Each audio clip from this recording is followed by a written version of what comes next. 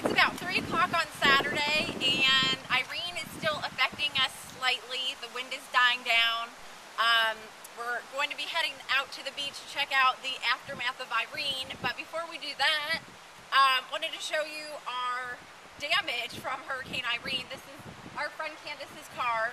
We're not quite sure what happened, but the whole back window shattered in the middle of the storm this morning. So